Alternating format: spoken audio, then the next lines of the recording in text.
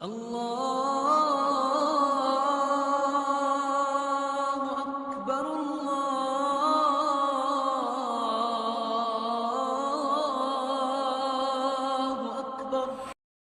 کو طریقہ سکھا رہے عبداللہ ابن عمر صحیح بخاری میں بیان کرتے ہیں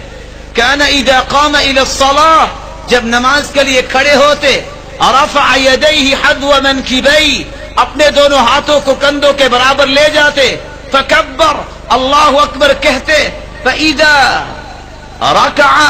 جب رکوع کرتے، کبر، اللہ اکبر کہتے،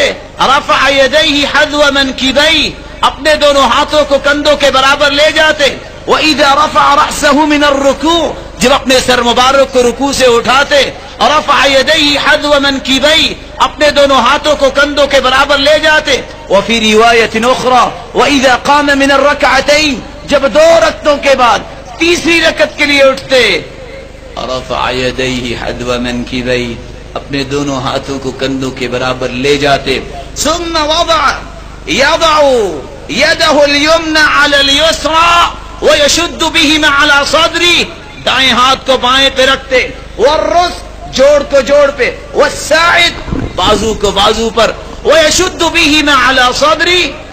اور اپنے سینے پہ مضبوطی سے باندھ لیتے۔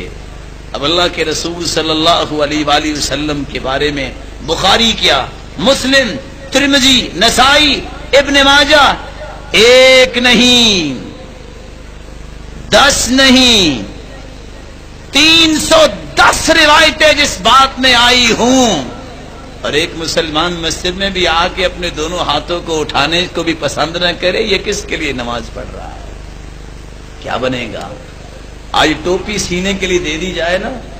تو ٹوپی کا ڈیزائن پسند نہ کہتا لے جاؤ، کہتے بھائی ساری رات محنت کی ہے، وہ چل کپڑا بھی ضائع کیا ہے، تمہیں میں نے کہا تھا ملٹی ڈیزائن کرنا، یہ کوئی ڈیزائن ہے؟ تمہیں تو ٹوپی پسند نہیں آتی جو 4 ٹکوں کی تم نے سلائی کے لیے دی تھی۔ جس خالق و مالک نے پوری کائنات کے لیے اسوہ اور آئیڈیل بنایا ہے پیغمبر کو، اس کے طریقے کے مطابق تم نماز ہی نہ پڑھو، اللہ کو وہ نماز پسند آ جائے گی؟ دھوکہ نہ دو اپنے آپ کو۔ اگر پوری کائنات میں سب سے اعلیٰ ہستی محمد مصطفیٰ ہے تو سب سے اعلیٰ طریقہ بھی محمد مصطفیٰ کا ہے۔